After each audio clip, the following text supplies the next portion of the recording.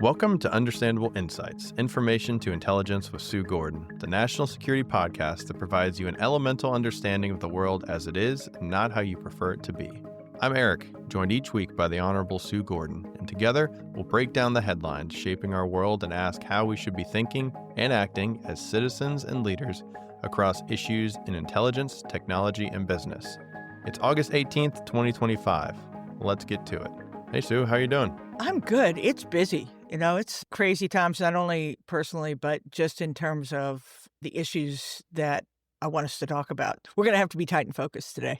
All right. Yeah, I got a few things going on too. When it rains, it pours. Air conditioner went out yesterday. So in Texas, that brings the inside temp to over 80 degrees. We've been hovering around like 85 in the house. And then I hate the baby's not feeling well. I wasn't feeling well last night. So I'm not looking for sympathy. I'm going to power through. I just want everyone to know that if this is the best podcast of all time, we'll just remember it as like the Jordan flu game that I, overcame and showed up. I love that.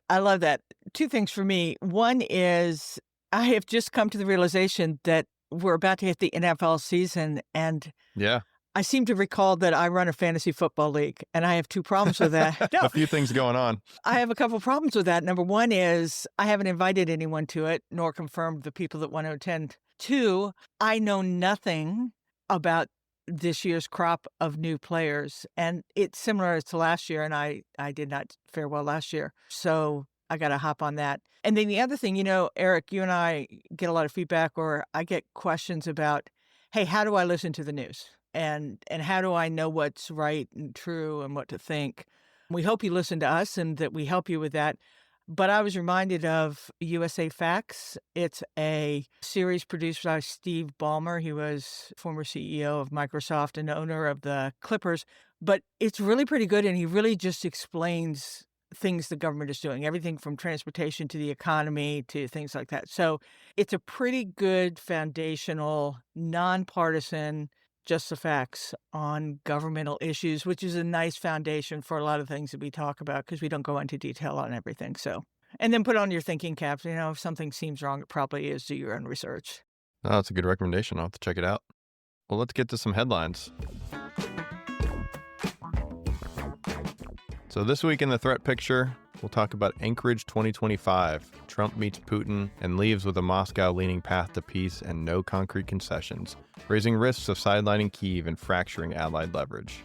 China's AI influence ops leaked insider files from a company called GoLexi detail an AI-driven propaganda engine profiling U.S. lawmakers and right-leaning influencers, shifting from blunt push videos to precision-scale nudges across Hong Kong, Taiwan, and U.S. politics.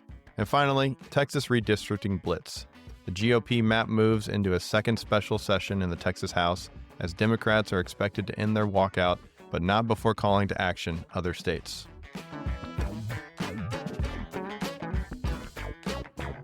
Ooh, what a set. So we'll start with Trump, Putin, in Alaska, and we're recording on Monday morning, so prior to the meetings of the White House on Monday with Ukrainian President Zelensky and some other European leaders. But Trump, Putin in Alaska, peacemaker or pageant.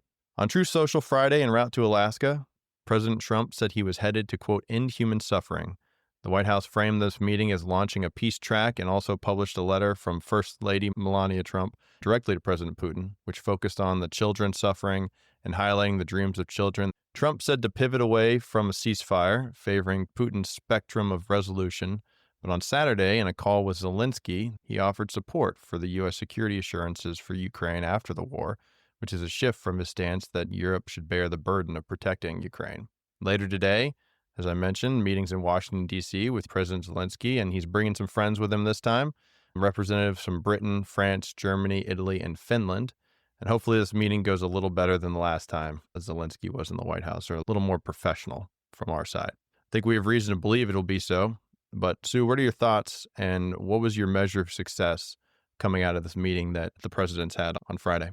So I need to remind everyone that I'm a career intelligence officer who has known Putin for a long time, who understands that he is a former intelligence officer, that his stance has not changed, that he is expert about preparing and manipulating situations to his advantage, that the press conference, the statement he gave echoed what he has said historically, and that we know nothing different about what Putin's position is, which has been pretty consistent since he ascended to the presidency and over the past decade and a half of what he's trying to do of recreate the Soviet Union. So we we know nothing more on that front other than that seems to be his position. And without that position changing, I don't know how you feel good about what goes forward.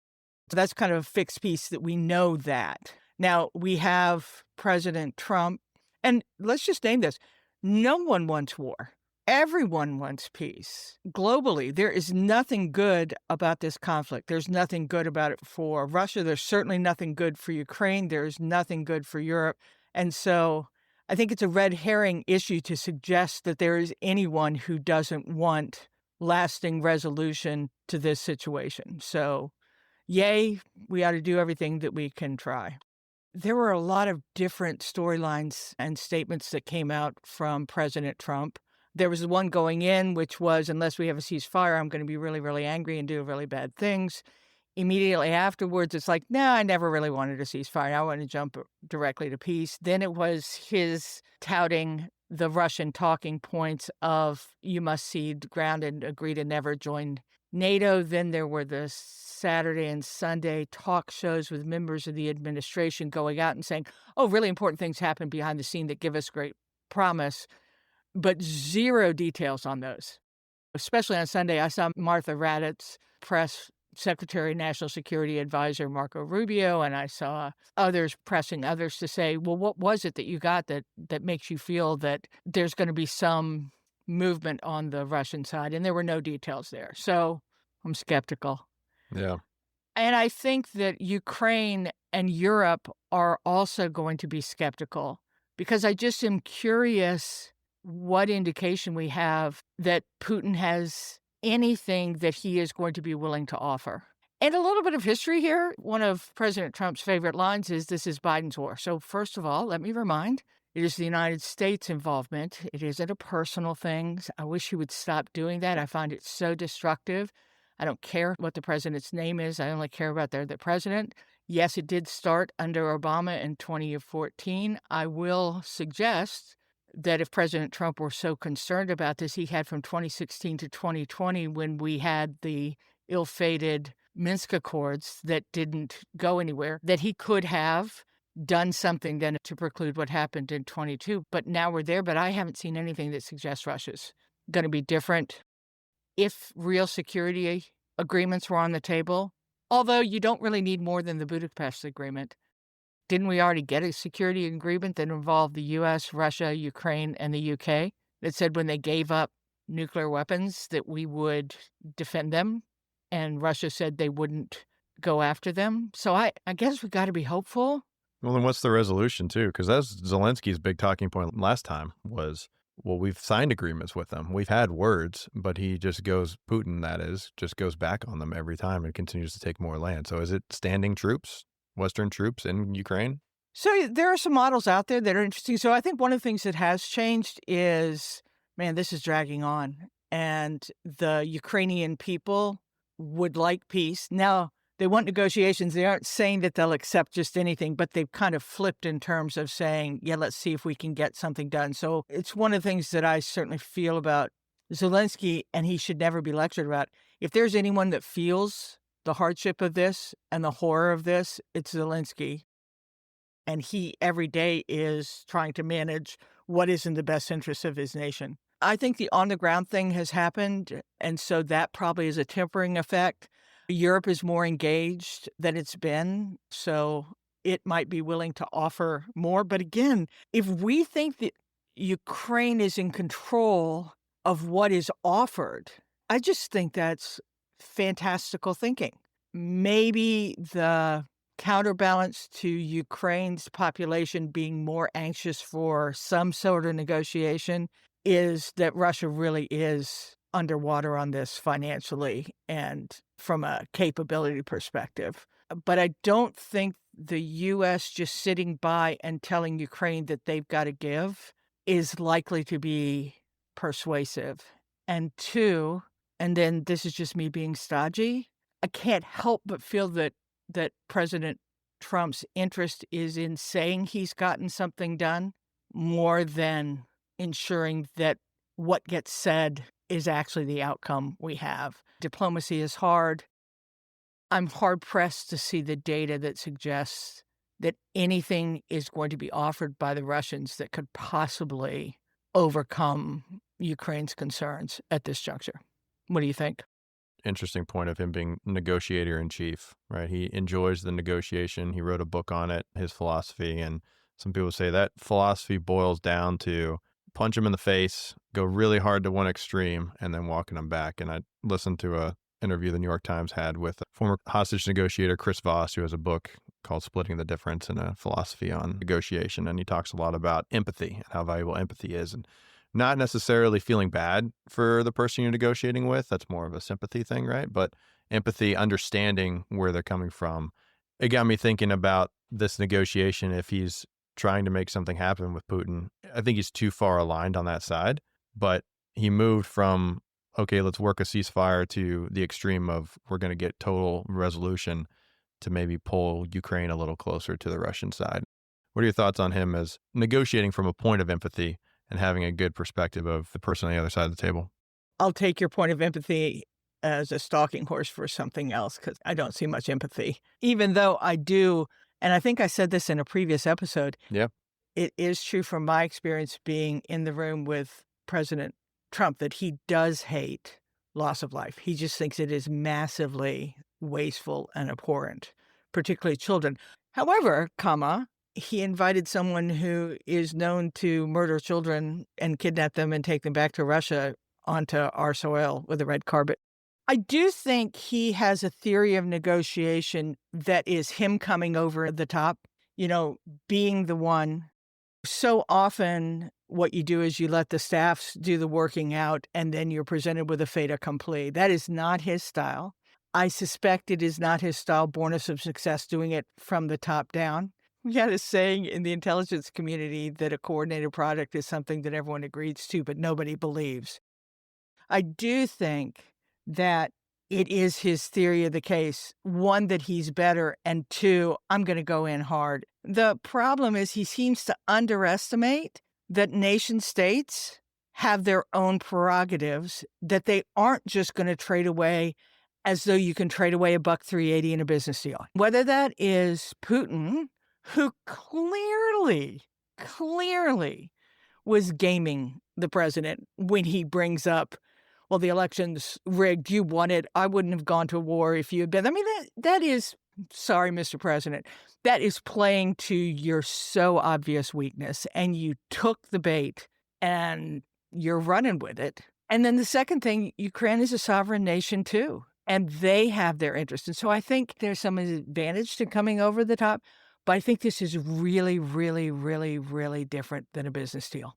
And I think that he doesn't recognize that there are sovereign interests that can't be negotiated away is a weakness of his strategy, even as his America First strategy is actually a pretty good reflection of, yeah, I know we're the world's protector and I know we hold the world order, but we have sovereign interests too. So it's interesting that he doesn't have the ability to see that those things can be inviolate from a nation state's perspective. Yeah.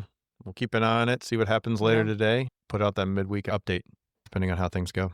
Hope for the best, but man, hard to believe.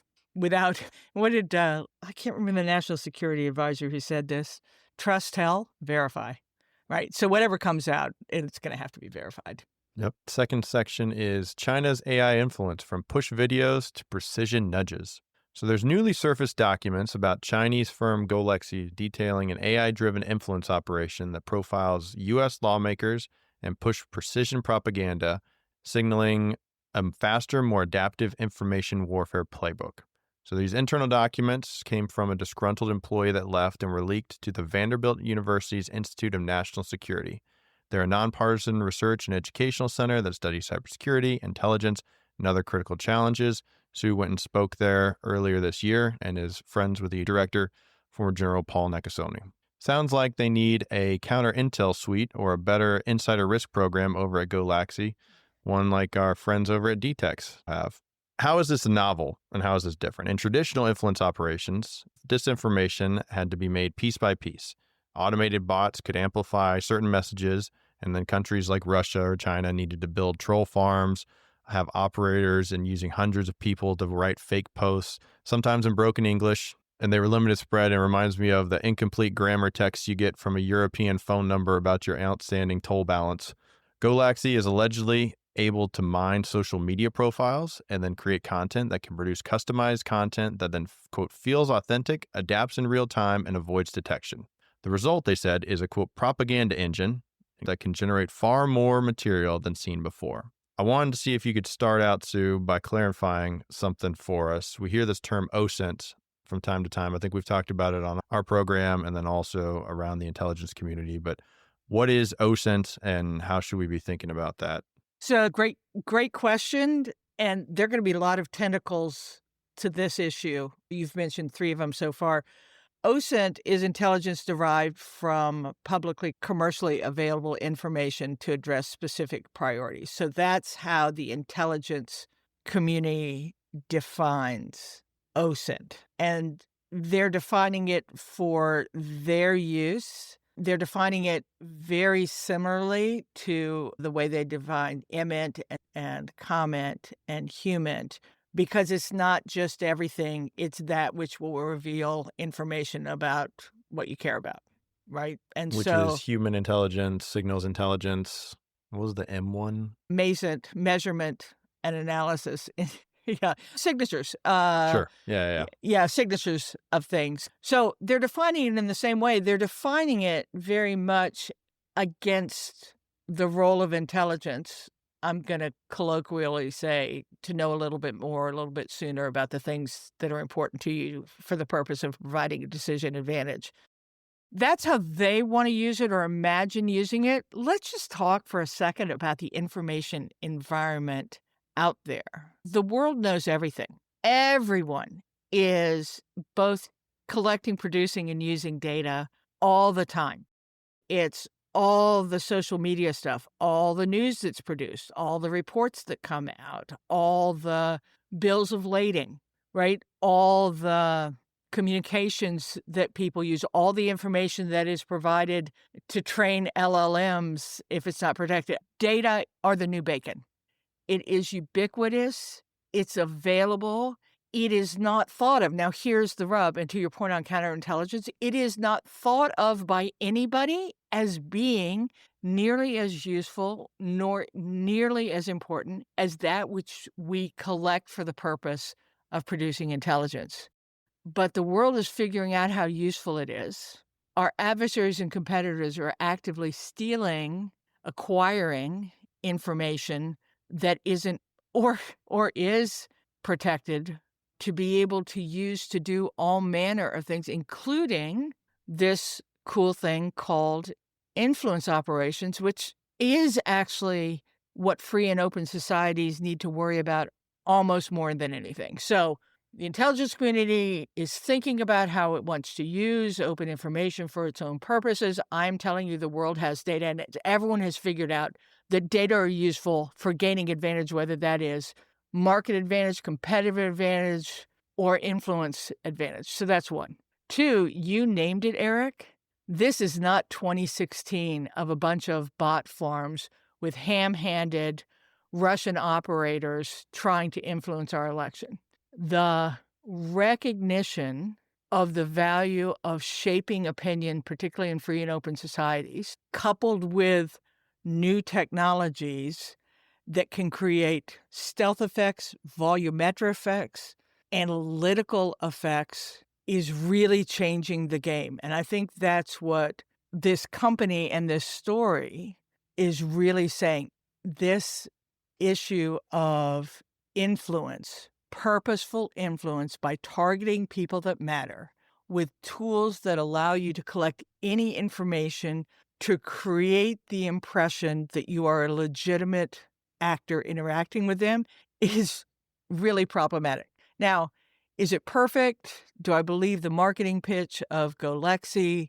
Probably not. But man, it's moving fast. And in China, especially, they have some advantages where even when it's imperfect today, they have huge number of humans that can augment what machines can do. They have national security laws that prescribe that companies and individuals must cooperate with their internal security services, providing any data that they come across or that cross their systems for the purpose of whole of government activities. They have the advantage of working into an open environment where we simply are not used to protecting ourselves against threats acting on non-protected data. The real rub here is that our whole system was set up as though we would know what special data was and we would protect it, the national security and intelligence communities. And now it's a world where, man, it's everywhere. And the trick is not to be the hunters that we were in the past for that which was being secreted away, but gatherers of the information that is so abundantly available. And so it's a really wide open field with new technologies, lots of data to choose from, and some national security interests that are creating the opportunity for commercial successes. Yeah, that's primarily what AI is valuable for, right? Right. Is cutting down the number so you don't have to have hundreds of people in these farms.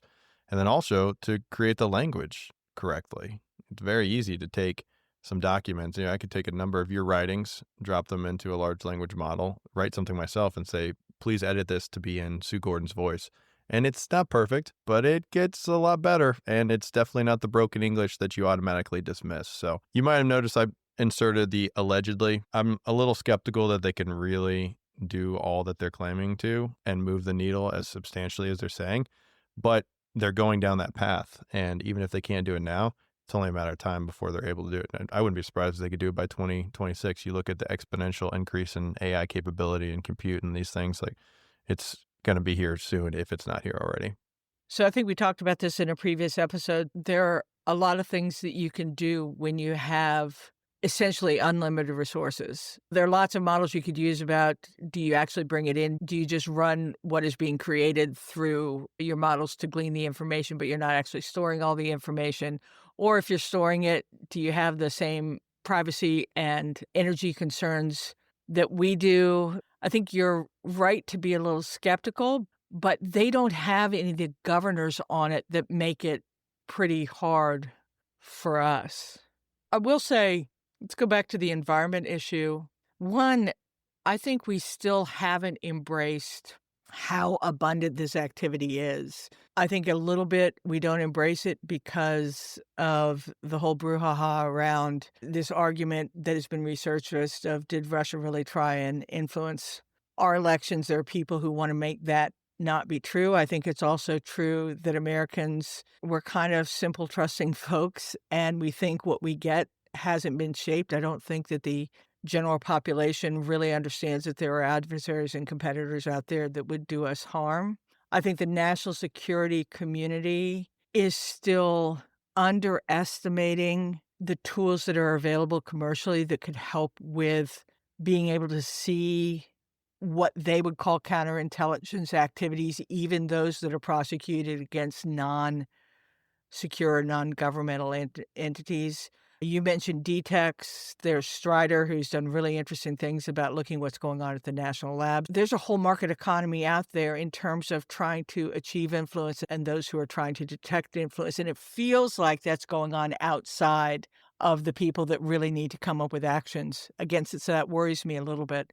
The other thing that worries me about it is we think, particularly in the West, particularly in America, that influence operations are somehow either related to shaping decision-making, whether that is up at the national level or in state and localities to take foreign money to insinuate it into regional development. Certainly influence operations in order to shape people's belief in various products. I think during COVID, we saw a lot of activities by China that were focused at undermining confidence in the drugs that were coming out of our pharmaceutical companies. But the one I think that we're not understanding entirely is just how much adversaries and competitors understand the intersection of culture, politics, and security in the United States. They see it. I don't know that we do. And so we have seen since 2016 a lot of foreign influence activities that are shaping our belief in ourselves, fomenting discontent, creating manufactured stories about differences between different sets of people, whether those are different parties, different ethnicities, different regions. There is so much in the United States, the intersection between sports culture and US culture. There is no way that those conversations aren't being influenced in a way that drive divisions between us. So the one thing that I'm sure they will get right is shaping policies, politics, and decision making.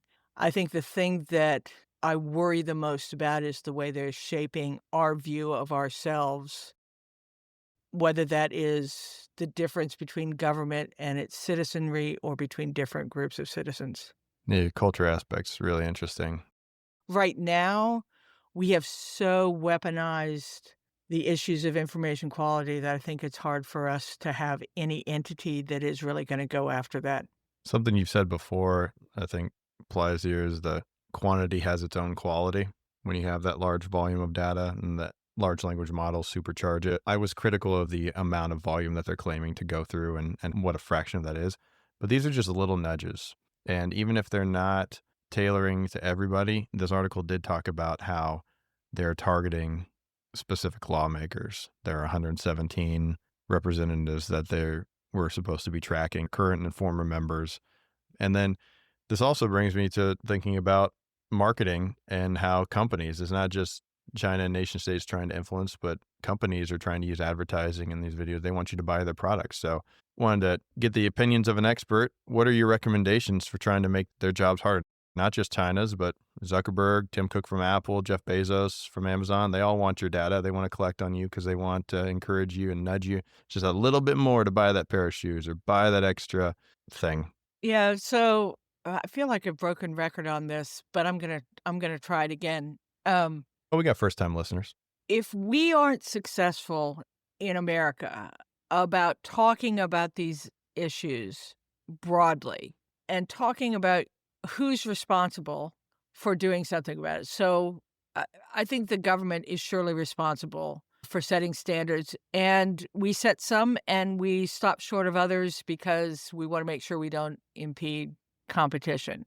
I really do believe that the men you mentioned, Zuckerberg, Tim Cook, Jeff Bezos, many others, if they don't embrace the fact that they are national security decision makers, and one of the elements of national security is the extent to which we trust our markets, trust our data, trust our leaders, and they don't feel that weight of responsibility when they design their systems or make their decisions about where they take their money or how much of their OpEx they put behind security and information quality, we're going to have a super hard time fending this off. It is massively destructive.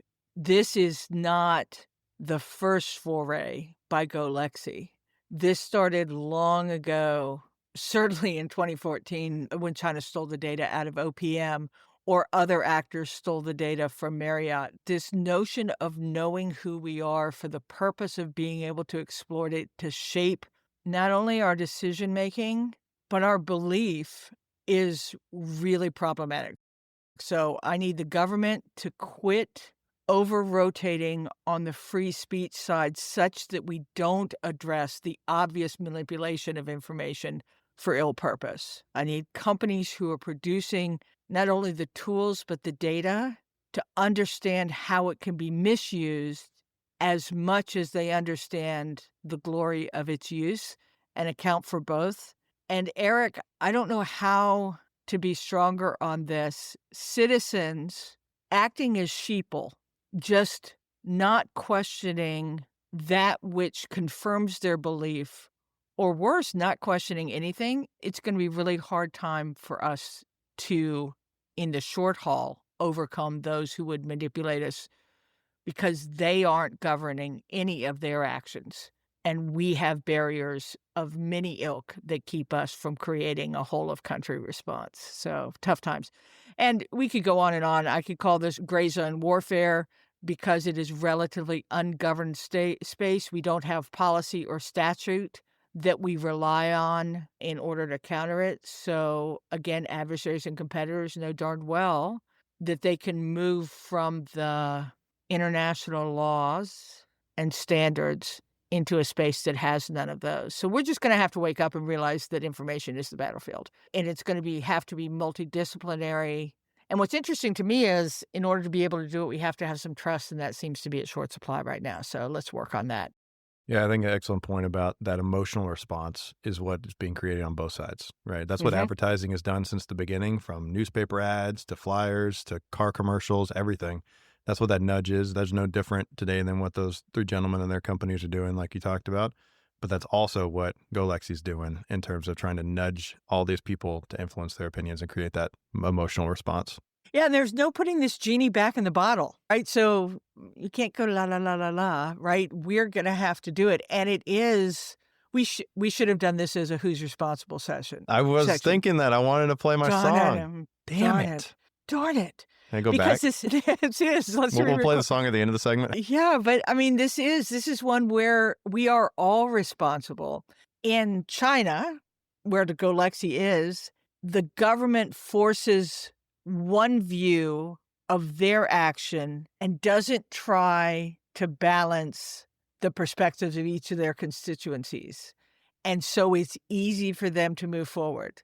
In order for us to make a counter, we're going to have to do something far more clever, which is we're going to have to take what we believe in, and that is limited government, sanctity of our innovation engine, and rights of the individuals, and we're going to have to beat them against each other to come up with something to counter this. Ours is a harder gig, but it is a better solution. That's why we choose to go to the moon, not because it is easy. Who is responsible? Who is responsible? Responsibility, let it ride. Responsibility, make it mine. There you go. Transitioning over to Texas redistricting, this mid-decade maps and national resilience impacts. So what's going on? The Texas GOP advanced the mid-decade constitutional redraw, aiming to add about 5 GOP-leaning seats. Made it through the Texas Senate. The House was stalled after Democratic representatives left the state. There were arrests floated. Lawmakers are now expected to return today on Monday, expecting a 12 Central gaveling in, and they expect to have a quorum, and this will likely pass. And in the backdrop of all this, the president has urged a new count of census that would exclude undocumented immigrants, undocumented folks from apportionment. Commerce has been signaling alternatives like inferring citizenship from other data, and you can expect immediate judicial challenge on anything that comes out of trying to change the census. And the reason for that is the 14th Amendment has an apportionment that says, quote, whole number of persons of each state is the baseline for counting everyone. The Constitution requires an actual enumeration every 10 years for that apportionment, and Title 13 allows mid-decade surveys, but apportionment flows from the 10-year tabulation reported to the president under Article 141 Bravo. And the courts have treated that as tied to the decennial count. So bottom line, a new mid-cycle count can't change the House apportionment without Congress changing the law. As I mentioned, the Democrats are expected to return to the Texas House, achieve that quorum, push through the redistricting effort. They did what they set out to do, I think. They drew national attention to this topic. We're talking about it. And California seemingly has been called to action. Later today, California lawmakers are expected to move forward a proposal put forth by Governor Gavin Newsom that will call a, quote, special election to redraw our congressional maps and defend fair representation, expected this coming November. So they'll do a popular election, ask the residents of California if they want to redraw the lines, and expecting the popular vote in California being a predominantly blue state, that will get passed. This drew some rebuke from former Governor Arnold Schwarzenegger, because one of his legacies is the district boundary reform that California actually does really well, apparently. and it's one of the best ways nationally. They're trying to get some more traction amongst other states.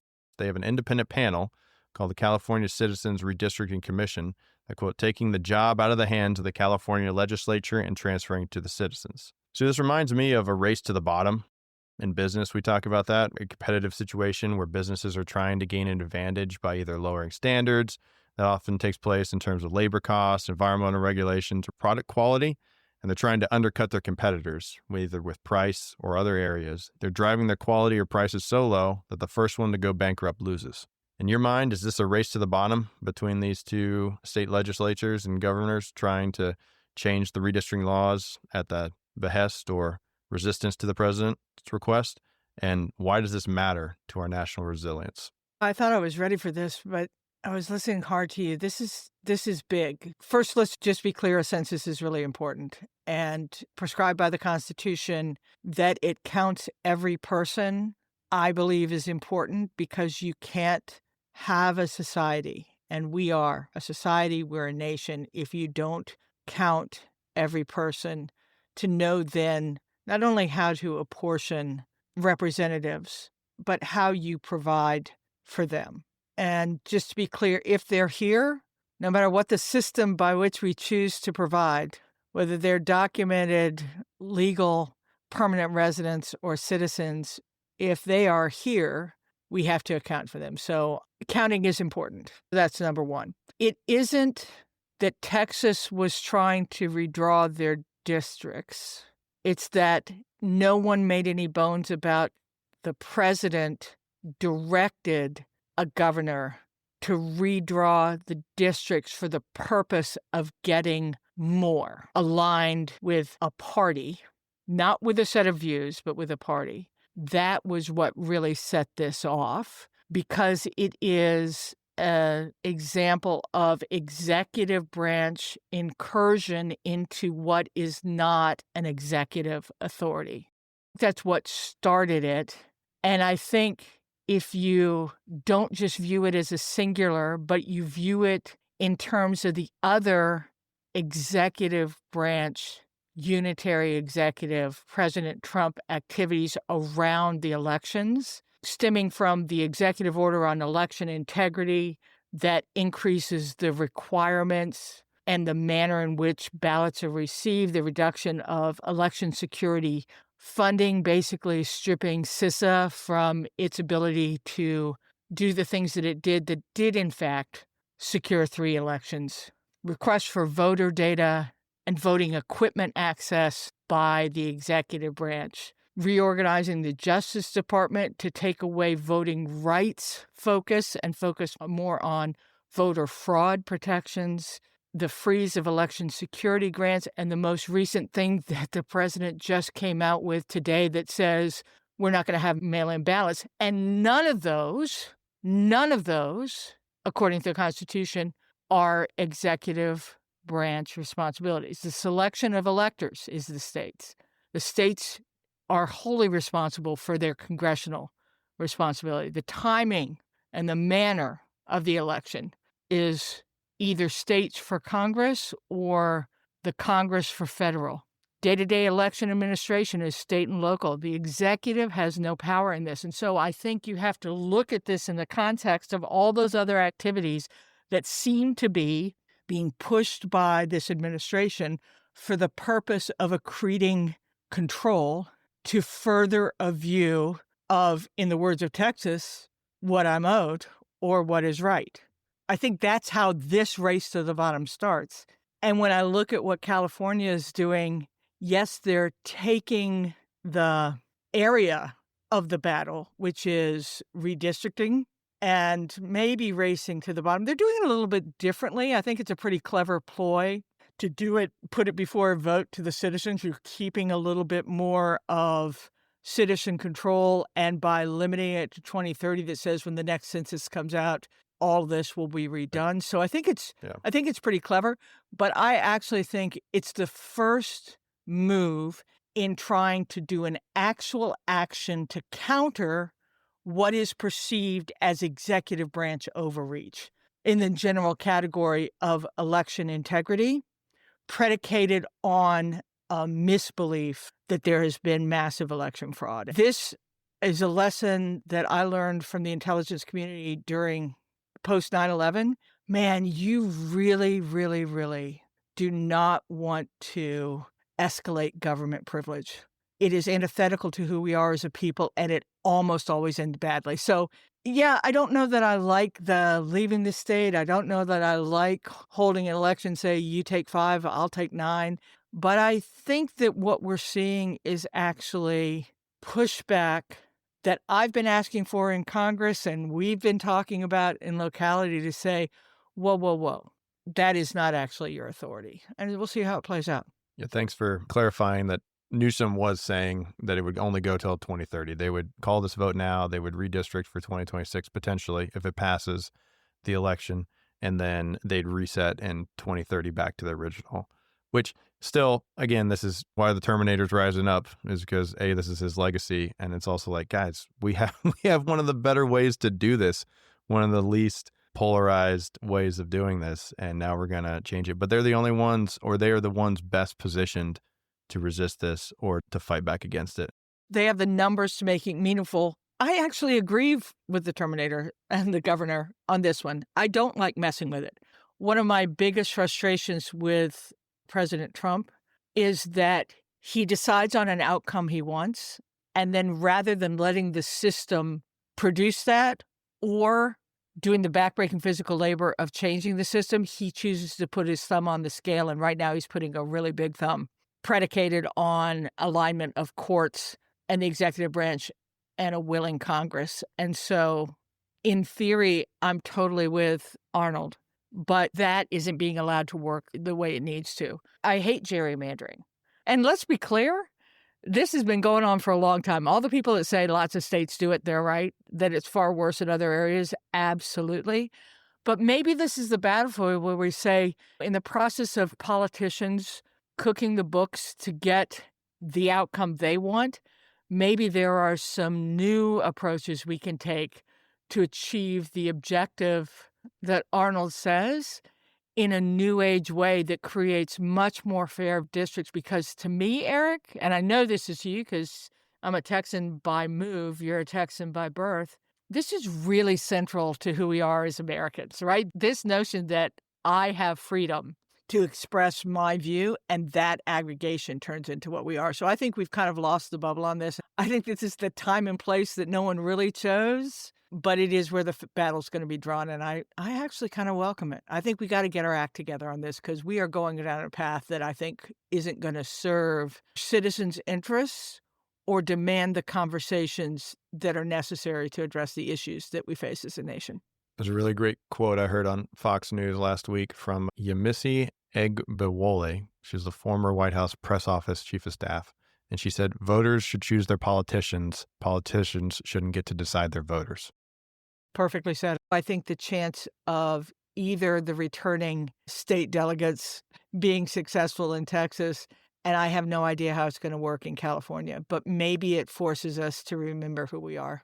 Yeah, as a Texan, I take issue with it. And as a capitalist, I take issue with it. I want to invite competition. And so one of the other arguments I've heard thrown around is the use of AI and some of the AI tools that we have available now to possibly use that to create contiguous and competitive districts. One of the things that the California group touted as one of their successes is they've had a number of seats flip in recent elections because it is so competitive between blue and red, because the people are actually getting a fair say and they're requiring those politicians to be more accountable and more representative of what their people want. Maybe you don't have to go to the pain of a constitutional amendment in order to get term limits. Maybe if you just have perfect competition, the environment and the demographic accounts for the turnover that has the other benefits that people who advocate term limits are trying to achieve. Maybe. I like it. One more point I wanted to make on your census talk was you mentioned everyone needs to be counted. I completely agree. I think we're on the same page with counted is different than provided for, right? We're not advocating for a social welfare state here. In fact, quite the opposite. But what I would caution is that if you don't know the number of people who are here, we have a moral and a financial and legal obligation to help people that are destitute. If an illegal immigrant shows up to the hospital without insurance, they are going to the safety net hospital. They're going to get treatment. And you know who's going to foot that bill? The taxpayers. And so if you aren't familiar with the number of people that are actually existing in your locality, then money's not going to be appropriated appropriately. You're not going to have the budgets. You're not going to be able to absorb those societal costs that we would probably agree shouldn't be there in the first place, but it's short-sighted to think that they're not there and to not be prepared for them. Yeah, really well said. And you and I do agree on this. I chose the word accounted rather than provided. I think you need to account for it. You need to know so you can make decisions. And there are a whole manner of decisions that you can make about how you do it. The thing I would say is there are a lot of people when they want to challenge, particularly this kind of who's included and who's not, who has birthright citizen, who doesn't, suggest that the founders didn't know what they were doing. If you put yourself back in the 1700s, we were all immigrants, right? So this notion of what it takes to become one of us was something they wrestled with every day. They lived with it. They were it. And they made a decision about it. So it's not a panacea nor a prescription nor a commitment to do anything other than to account for every human that happens to be here so that we can make good decisions for the nation and for our citizens. We'll keep an eye on it. We'll see what happens today. And maybe this will be a two-parter midweek between Maybe Ukraine, Russia, and Texas gerrymandering. And depending on how it goes, we'll completely re-record the whole session and we'll pretend that we were super smart. That's right. That's right. Go back and go in our time machine. What else are you watching for besides those two obvious ones this week, Sue? And doing your fantasy football research? I think in preparing for this segment, I really have started to be seized on the whole notion of election security. And I believe in it. I think it is the most foundational thing to our nation. But there are some actions that look like they are trying to get the election outcome that they think is proper rather than exactly what you just described in terms of creating a system by which we collect the views of voters in terms of who we want to be. So I'm looking at those. I got to tell you, it broke my heart this morning when I saw the Truth Social saying that we have to get rid of mail-in voting. Number one, the president has voted via mail. Two, my parents certainly did because I had a dad that was in the military. Again, this idea that no one can do mail-in voting successfully is just a red herring. And interesting enough, even Putin, who was clearly pandering to the president, Russia has mail-in voting. I've kind of got my eye on the sets of actions that have the potential to shape the midterm election, because if we can't believe in our elections, we have a hard time. So I'm looking at that. And then right after I get on fantasy football. Nice. Yeah, the election security and the mail-in ballot, for the exact same reasons you've said. I voted absentee from the Middle East before, and I wonder if that's going to be a caveat or an exception there, or how all this is going to develop. So I'm interested to keep an eye on that. And remember, it's not an executive branch thing. How the states do it is how the states do it, right? There are things that are prescribed. Although I can see trying to use emergency powers or Article 2 that says that the president has to make sure that not illegal things are going on. So I can see a way around it, but that's what I'm watching. Yep, good point. Well, that's what we're watching. Thank you for joining us. No doubt there's more to come. This country's strength isn't in its power, industry, or government, but in its people. Thanks for joining us. As always, remember, we're here for you. Look for a link in the show notes to provide us feedback or suggest topics. We really do listen. I haven't started talking slower, but I'm working on it. Oh, this is a lot better. Yeah, feedback's a gift. Great. Anyway, join us next week for Understandable Insights podcast, wherever you listen. And as always, go forth, do good, and for goodness sakes, be kind to one another.